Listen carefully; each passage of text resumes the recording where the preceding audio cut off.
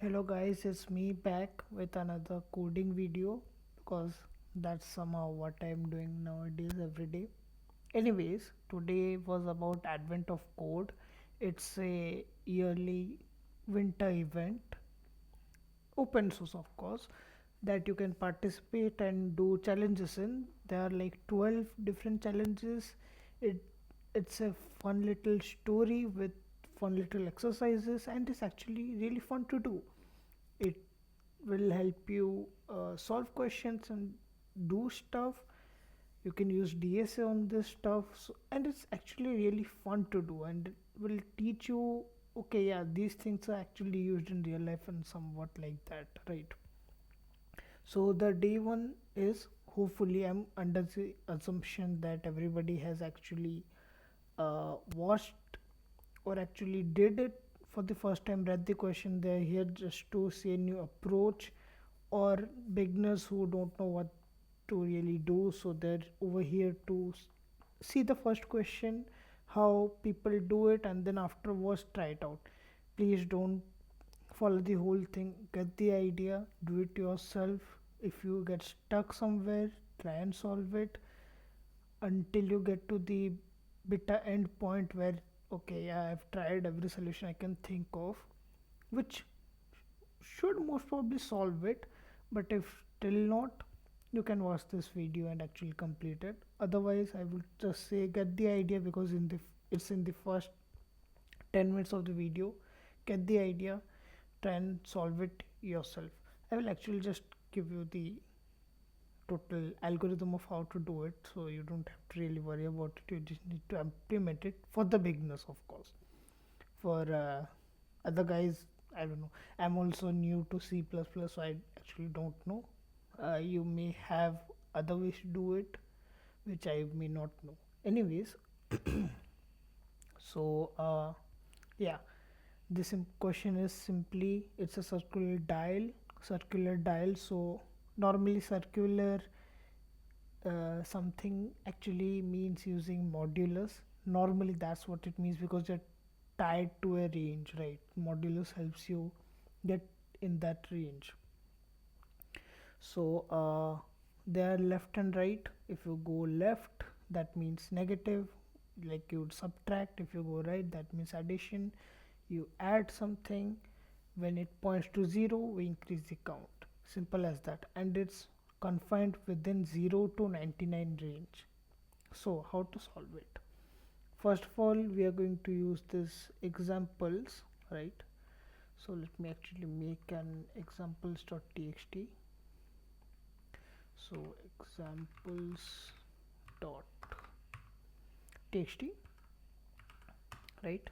Just paste it over here. This is the examples. The answer should be 3, right? And then let's just make a main.cpp. Okay, so how to do the part? Okay, let me just tell you what I'm actually going to use. So what I'm going to do is, the dial, right? Whenever some operation happens on it, I'm just going to let's say there's some operation happening on it. I'm just going to simply do modulus of that operation till 100, like so, modulus of that operation of 100, right?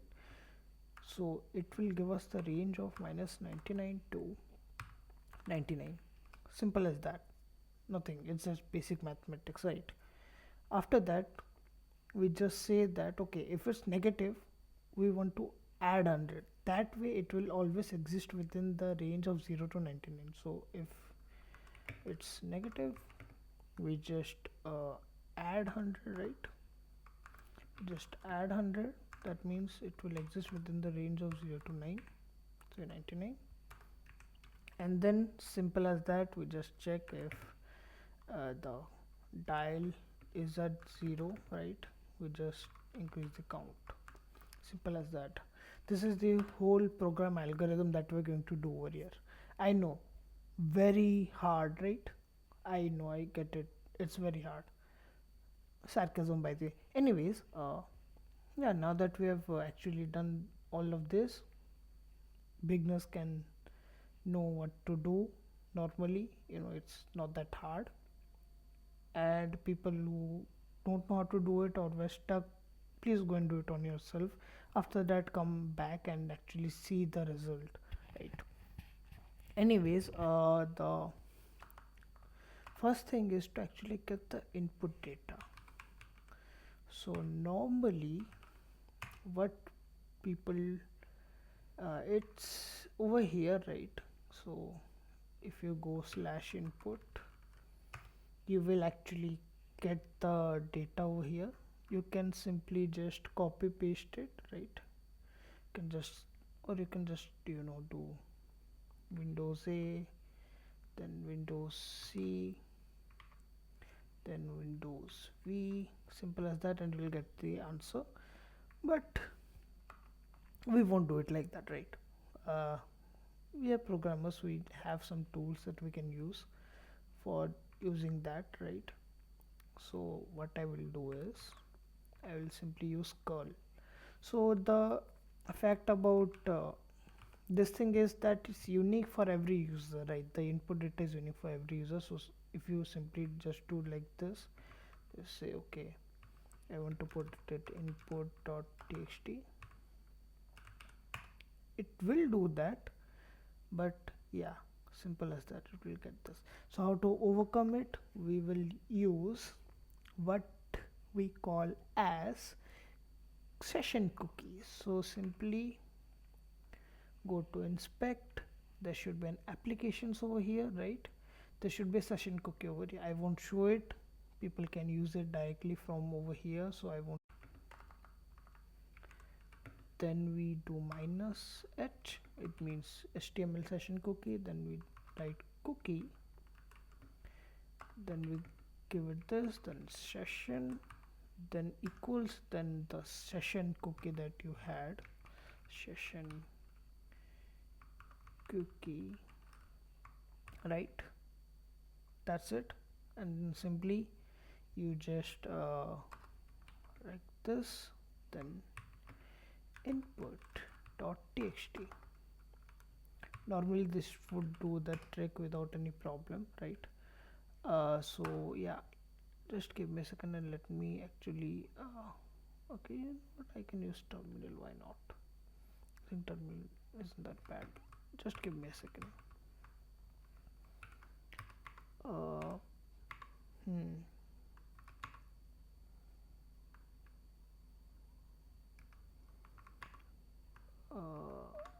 okay, yeah. So let me just call the website name.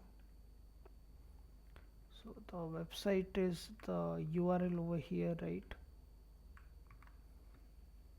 -h cookie session equals whatever you copied over here, Windows C, and then simply just go here, Windows V, then input.txt, right? Yeah, here we go, simple as that. We got all the result without any problem. And yeah, okay. So now what we simply do is we solve it. So let's get to solving it. Actually, let's first make some simple things that you would use to actually solve it, right? Okay, so first of all we just add our main void, right? Now we need to make a file reader. So a file reader will be required, which will remove a string, right? Just say that it's a file reader.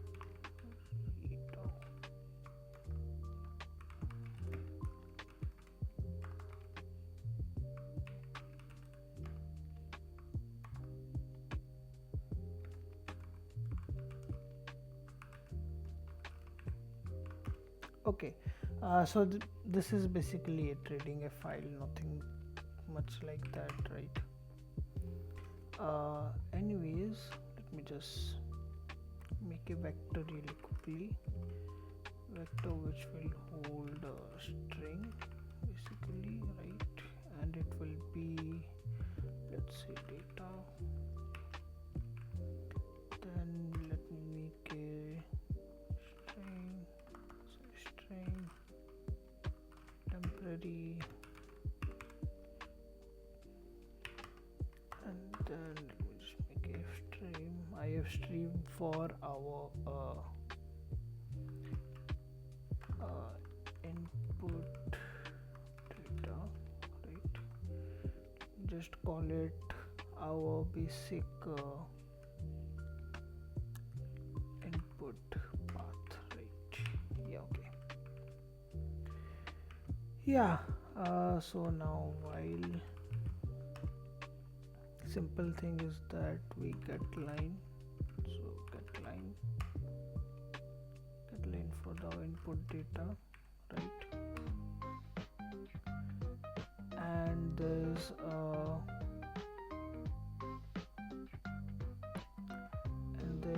actually existing, let's say that the will exist and it will get continued until there is file. So this is basically simply storing it, right?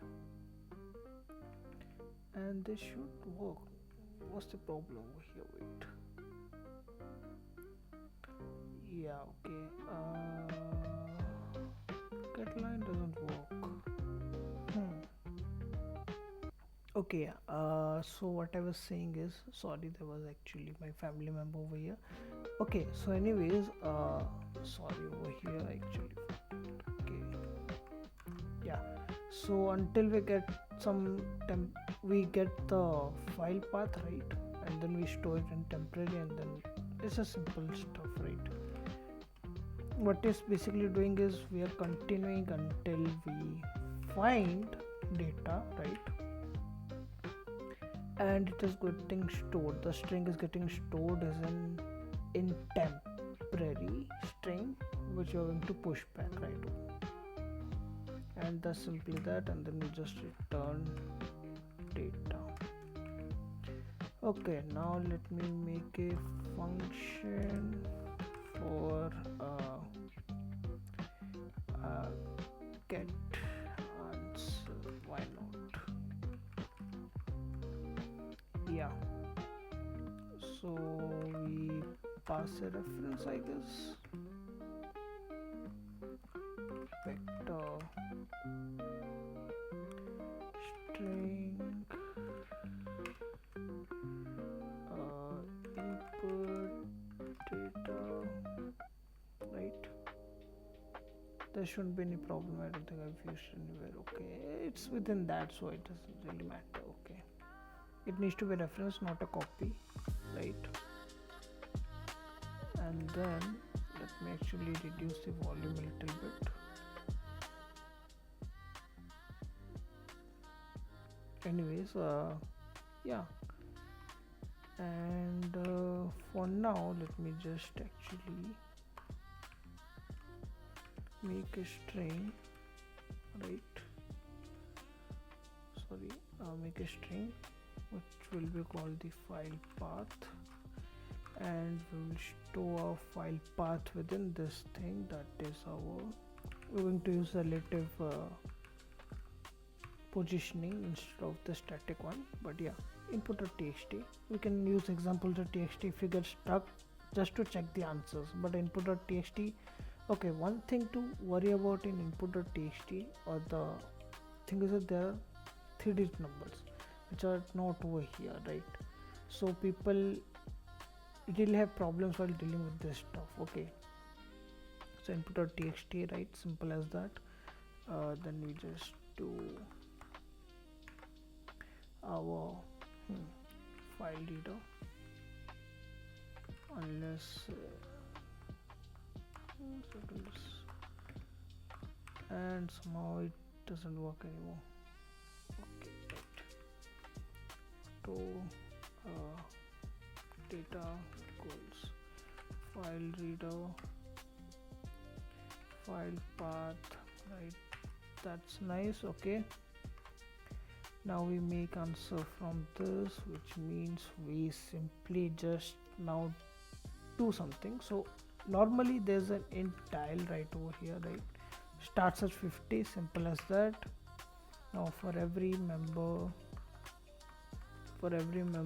in int I equals 0, or you know what, we can just simply use our C++ feature, which is actually pretty easy. So every line, right, every line in the input data, yeah, okay, every line in the input data. So if our line 0th element, right, 0th element is L character, right? So that means if in line that's L, which means according to this thing, then do it. Now actually let me just add this int val over here, which will then, okay, so once we know, okay, this is left or right, we know what to do. We know we need to add or subtract. After that we need to find these three numbers, which we can simply do by just saying that, okay, the value of this will of course be our line, right? Oh yeah, sorry, okay, int val, right, the line will be dot get, sorry, substring, right, substr from 1. So from the first position onwards, we will keep every data in here, right? And then we just add simple stoi, life change, actually simple as that, string into an integer. So if it's left, we simply just do our data, say dial. Now we want to keep it within, as I said, within our limit of minus 99 to 99. So this is basically doing that, right? Else it means that yeah, okay, there's only one other stuff that can happen. So we just say dial equals, so this is left, so it's always negative, right? Dial positive val, and then our modulus sign, simple as that. And then this should exist within this range, right? But just to make sure it doesn't go negative, so basically if the dial is less than 0, we add 100, right? Simple as that. Now the range is between 0 to 99. Now we can just simply check if dial equals 0, we increase the count. Let me just initialize the variable count. So the int count equals 0, right? Or you can simply just, it's C++, it's simple as that. Okay, right, I normally prefer to do it in different lines, so that it's easier to check it out rather than doing every other stuff like that. Okay, then we just return our count, right? Simple as that. Now we're done. Simple as that. We do not need to do so. The int answer should be equal to our get answer of the data that we pass, right? Simple as that. This is the program. This should give us the answer, right? Okay, so let me just say, let's see out. We need to print out our answer. Simple as that. All right. Okay, let me just run it up really quickly. G plus plus d1 d. Oh, sorry. Yeah. Okay, I forgot. It's in main.cpp, right? I normally put it as day.cpp, day1.cpp, so main cpp, right? I will change the name later on. You know what? I will actually change it right now. Why do it later? Day1.cpp, right? Okay. Let me just say that. Okay, yeah. G plus plus day1.cpp minus o day1.cpp or day1 basically, right? Day1, and the answer is 1043. And if you guys already don't know, I already solved this and I actually checked out the answer, right? So the answer was, what a surprise, 1043. And you can just simply see how easy it is. You just need to know. If I've already done these type of questions, you know if there's a circular thing involved, there needs to be modulus, and you now know the range of the modulus. The second part of it is also easy. I will upload a video about it later. Second part is to actually yeah, we just say that in this we just say that okay, when it points to 0 only, over here whenever it passes through 0, right? Very easy. We're using this. Now we can simply, you know, if you use some logic, simply say that okay, L469, right? If it adds to data, that means it should do something. But yeah, normally let's say 469 plus 50, right? So if we do 469 plus 50, let's say is the first number that we really care about, that's 519, right?